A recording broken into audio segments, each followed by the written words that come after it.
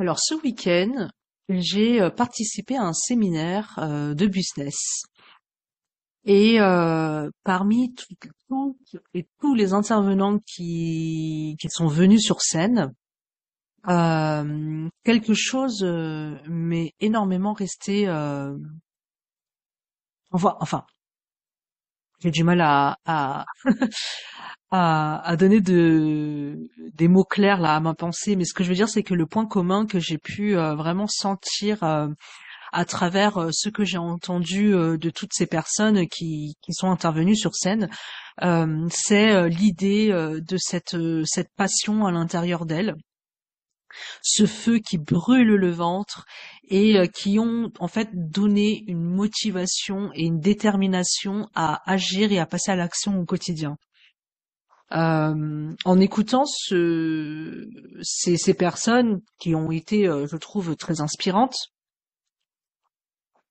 je m'en suis venue à me poser la question de savoir est-ce que finalement le métier que j'exerce est un métier passion.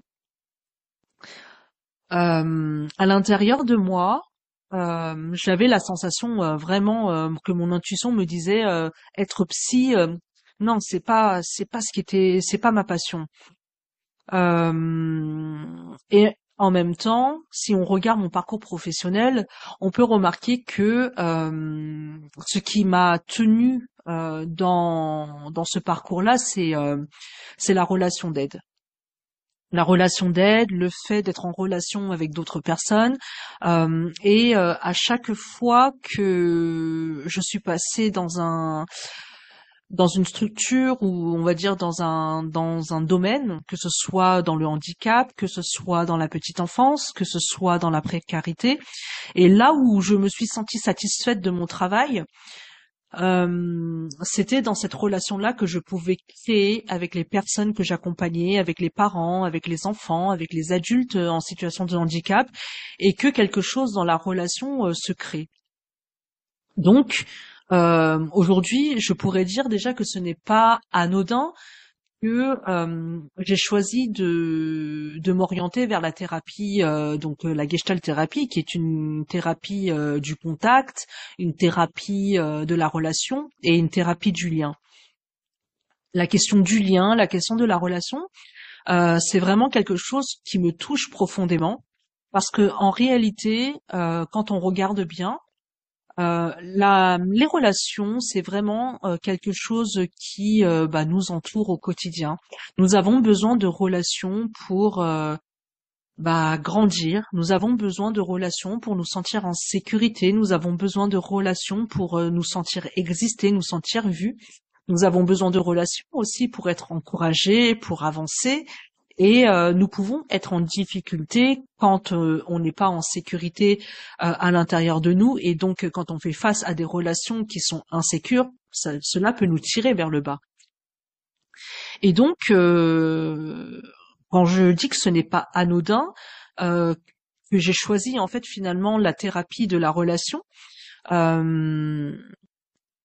aujourd'hui, en sortant d'une séance,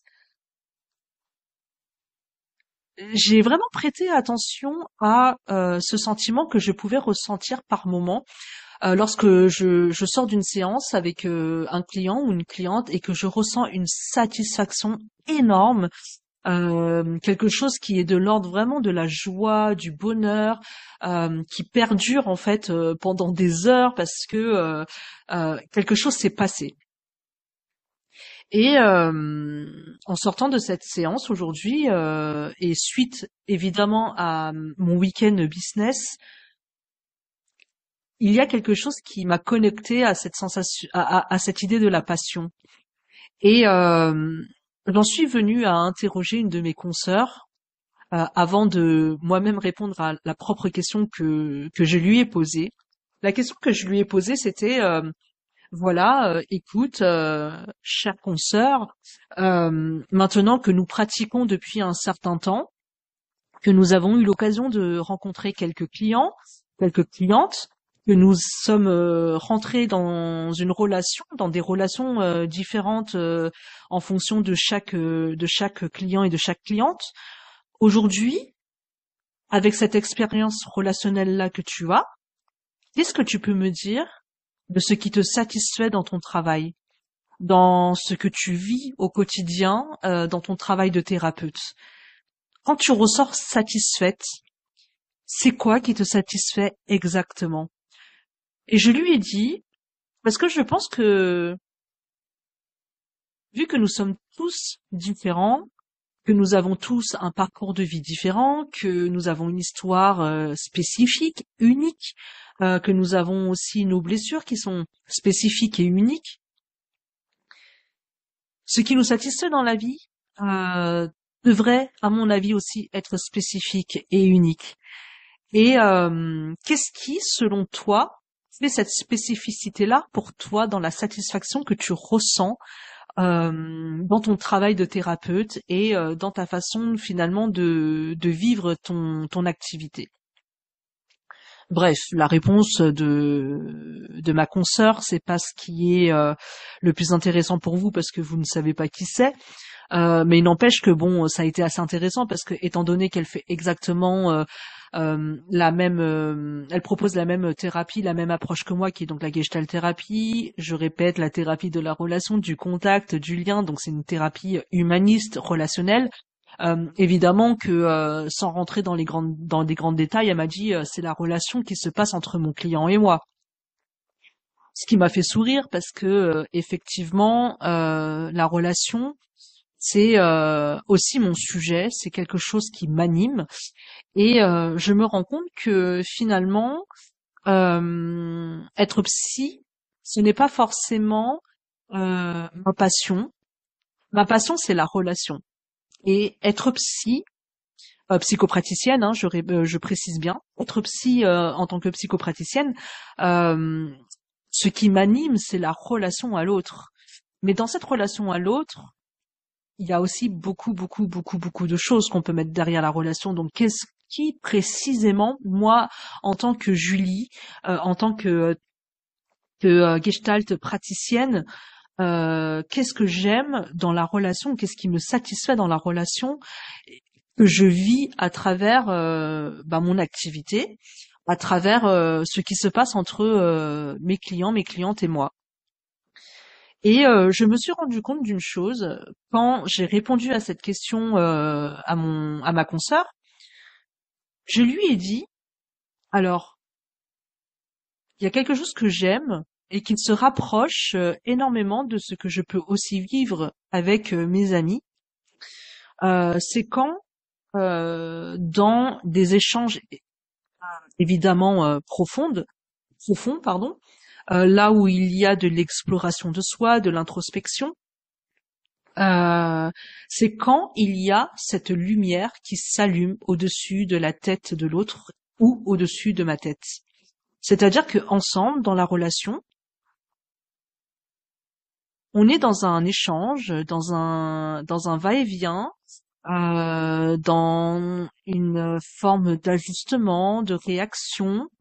C'est des fois c'est pas forcément de la réaction, mais en tout cas il y a quelque chose qui naît dans la fluidité de la relation et qui fait que c'est certaines phrases qui vont sortir à la place de d'autres, c'est certaines émotions qui vont naître, et donc tout ça en fait dans cet échange il se passe tellement de choses. Et le moment que j'apprécie le plus dans mon activité et dans ce que je vis au quotidien et que j'adore dans ma relation avec mes clientes et mes clients, c'est ce moment où il y a une lumière qui s'allume, que ce soit au-dessus de la tête de ma cliente ou au-dessus de ma tête, parce que nous sommes ensemble pour explorer quelque chose. Et ce qui se passe, c'est le fait de savoir que cette lumière-là, elle ne peut pas s'allumer sans l'historique de la relation, sans le fait d'avoir éprouvé ensemble une relation avec un passé ensemble. C'est-à-dire que ce que j'aime, ce que j'apprécie par-dessus tout, c'est quand il y a quelque chose qui va commencer à se dire alors qu'au début, ça ne pouvait pas se dire. Quand une information importante va arriver alors que au départ cette information-là ne pouvait pas euh, être dite et être mise en figure. Et c'est là que je trouve très intéressant parce que quand on cherche à vouloir aller mieux et que on a besoin d'aller consulter un professionnel ou une professionnelle, c'est là que je me rends compte à quel point la relation que l'on crée, cette relation que souvent on dit de confiance dans la relation d'aide, elle, comment dire, j'ai un terme qui me vient comme ça, mais j'arrive pas à le toucher. C'est au bout de la langue, quoi. Euh, Ces informations qui arrivent, en fait, arrivent grâce à l'épreuve du temps qui passe et de ce qui se construit dans la relation. Et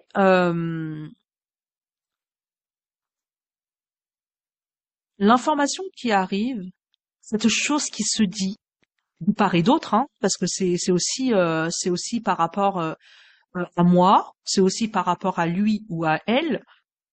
Quand l'information arrive, elle arrive non pas par hasard, mais elle arrive parce que il y a un historique dans la relation, parce qu'il y a quelque chose qui s'est construit à travers le temps, à travers les échanges, à travers les mots, les encouragements, la sécurité.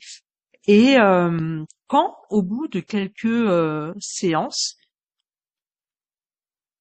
quand le client ou la cliente, alors qu'elle n'avait, qu'il n'avait pas accès à des souvenirs, à des sensations, à une réponse, en tout cas aux questions que je peux lui poser, quand tout à coup,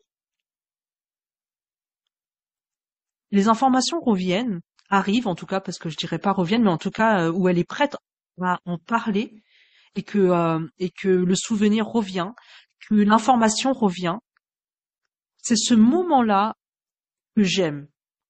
J'aime non pas parce que l'information arrive en réalité, j'aime parce que je sais qu'elle tient à la relation que nous avons construite ensemble, que nous avons pu finalement mettre en œuvre à travers les petits pas, à travers l'exploration, à travers le temps que l'on a pris, le fait d'accepter le rythme de la personne et aussi parfois ça peut être le rythme de la thérapeute, hein, qu'ensemble il y a un va-et-vient qui se fait et que à un moment quelque chose se passe, une information arrive.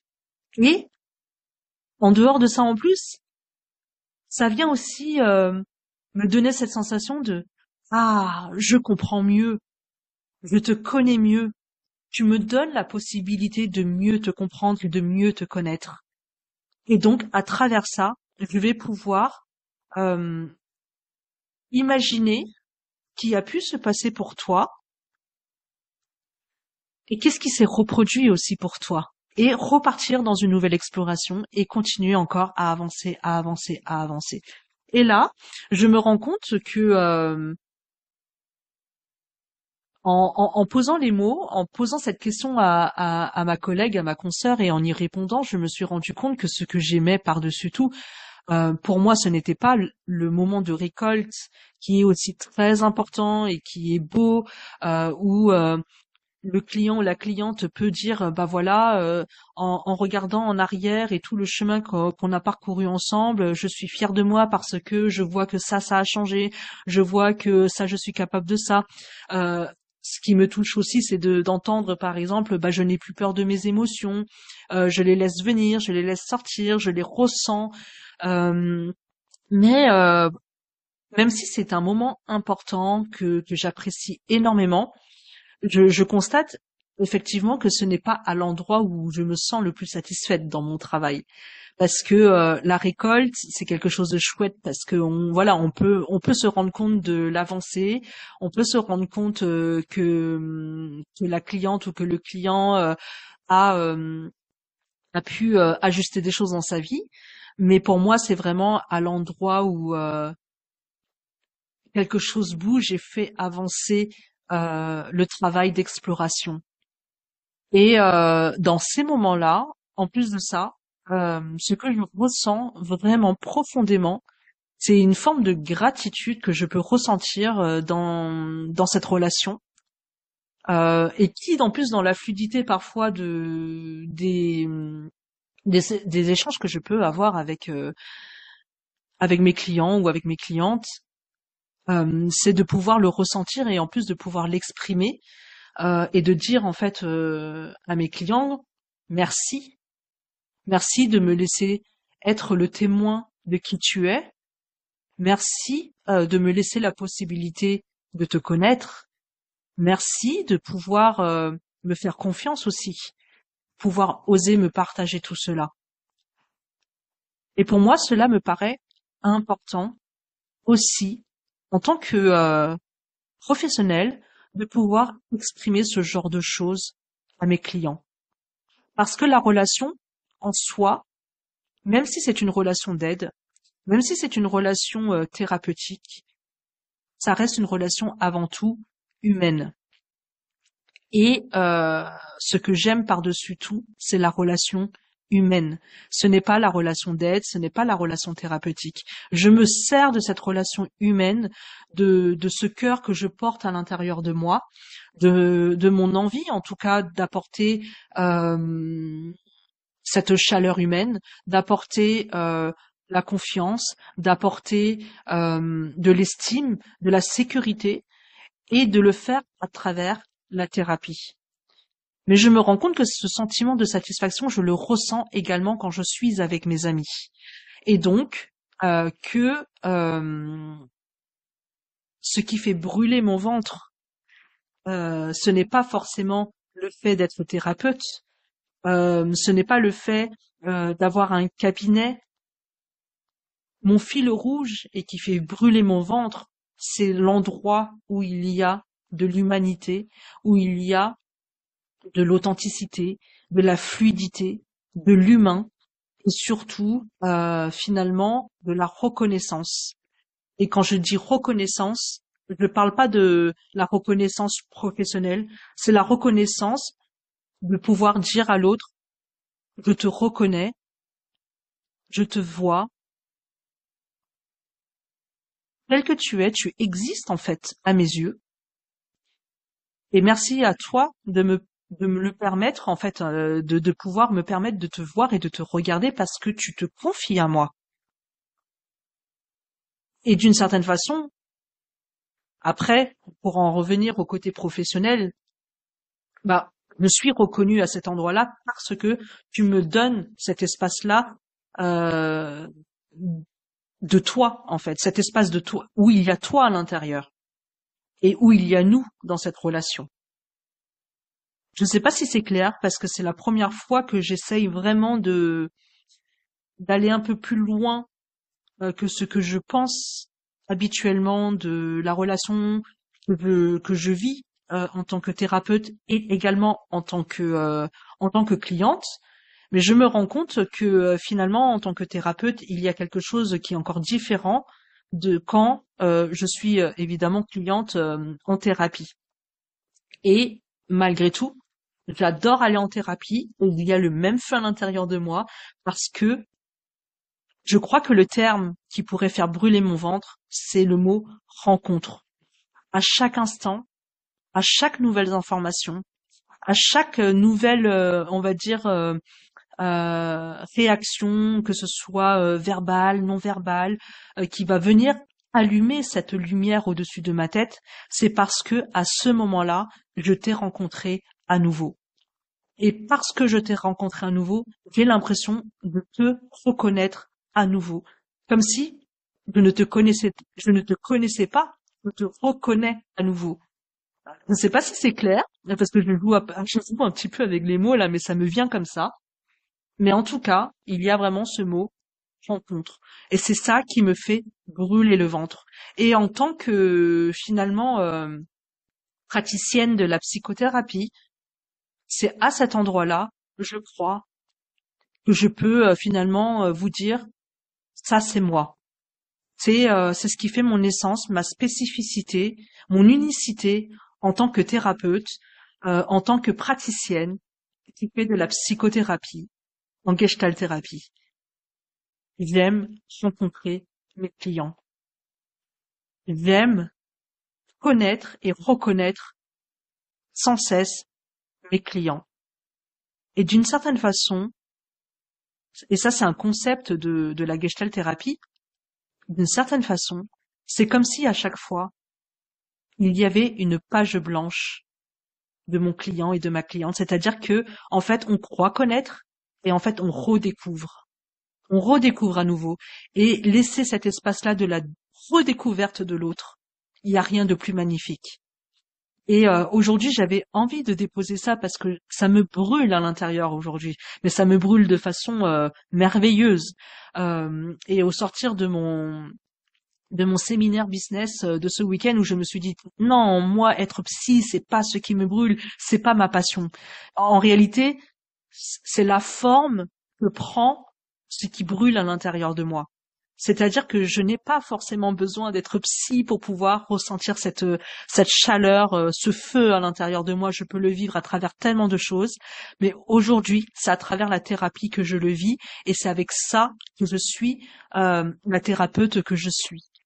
Voilà ce que j'avais envie de partager aujourd'hui, qui me traverse au sortir de la séance d'aujourd'hui. Et au final, quand je connecte, en tout cas à tous les clients et toutes les clientes que j'accompagne, c'est quand même ça qui ressort le plus. Ce moment de redécouverte, de reconnaître, de reconnaissance et de rencontre infinie. Voilà, c'était Julie Linchan et je suis psychopraticienne en Gestalt thérapie et coach d'ailleurs, pleine confiance avec l'approche de la théorie polyvagale.